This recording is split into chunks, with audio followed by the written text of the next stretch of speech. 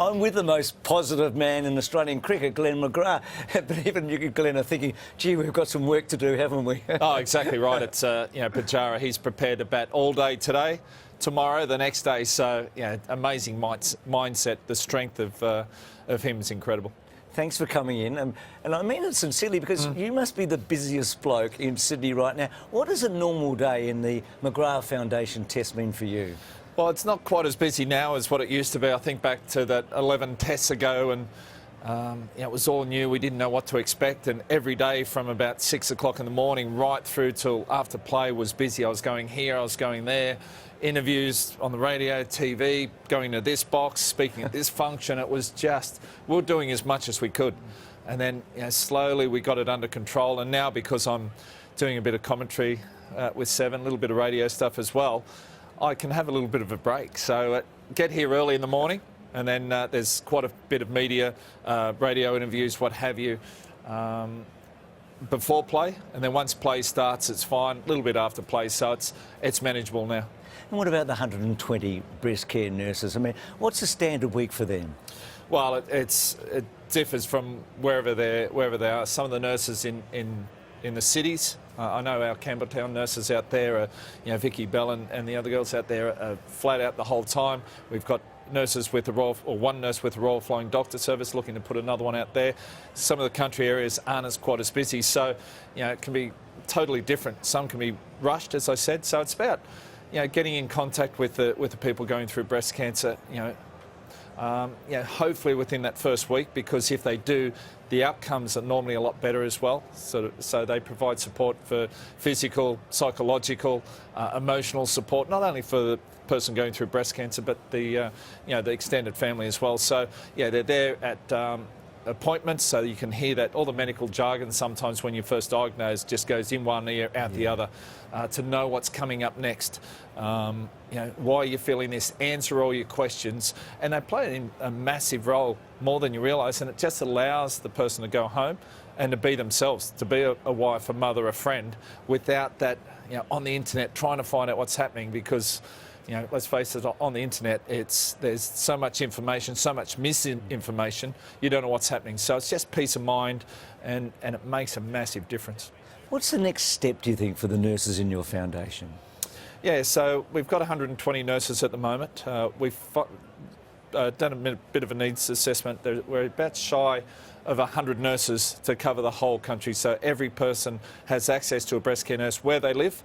It's a self-referable service and totally free, as well as another couple of important things. So there are other breast care nurses out there, and they do amazing jobs as well. So another 100 nurses is what we're aiming for, but we're starting to get more nurses, metastatic breast care nurses. So that's when the breast care secondaries, the disease metastasises and moves somewhere else, and the treatment there is slightly different, and it becomes more a chronic disease, something that you have to live with for a long, long time. But the survival rates now are so much better that people are living with it for a long time. So the nurses, again, need to have different skills to be able to provide the best support they can.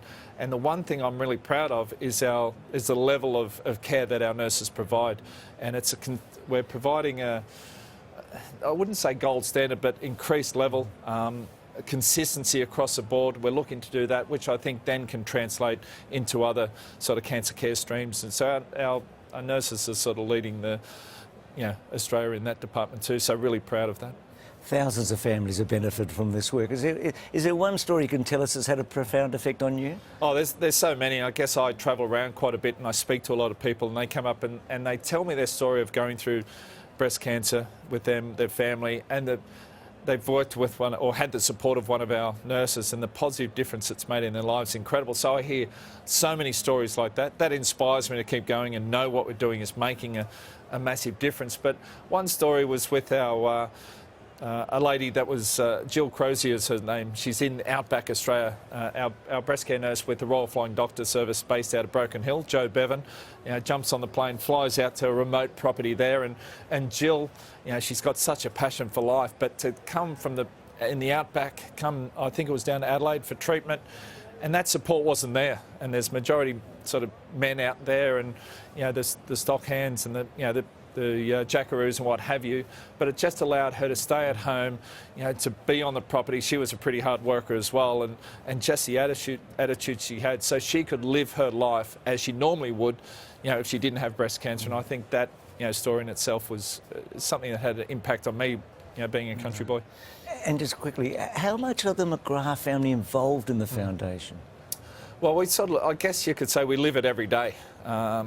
It's not just here and there. When we're travelling around the streets, people come up to us. I do quite a bit of speaking, what have you, always promoting and talking about the foundation, the amazing work our nurses do. So, for myself, for Sarah, we're always talking about it. For our kids, James and Holly. James is nearly 19, Holly's 17. James children, yeah. I think there's potential for them to do more within the foundation. It's something proud.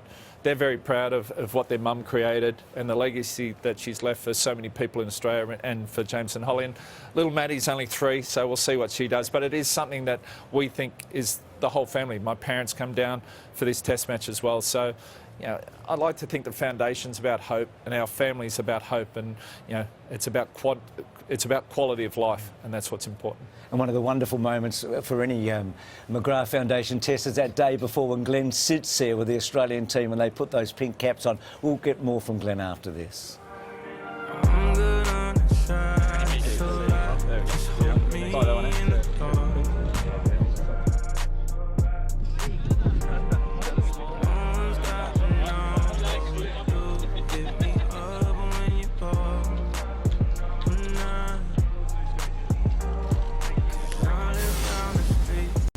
Controversial DRS today, but we didn't need DRS in these days, Glenn, did we, in 1999? With Sachin, a rather unusual LBW to your bowling.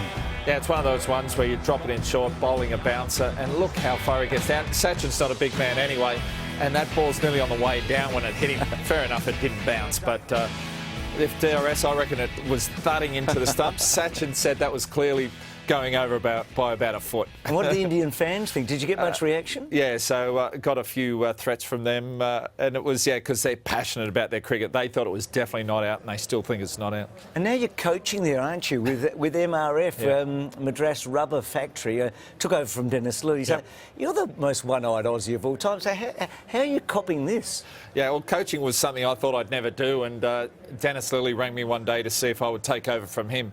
He set it up 25 years prior to that time.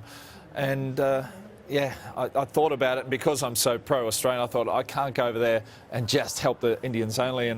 And Dennis said every year, because I'm over there 3 times a year, 2 weeks at a time, the third stint, some young Australians come over, anything from 6 to 12 young Aussie bowlers come over and do some work. And I was with the first group that went over in '92.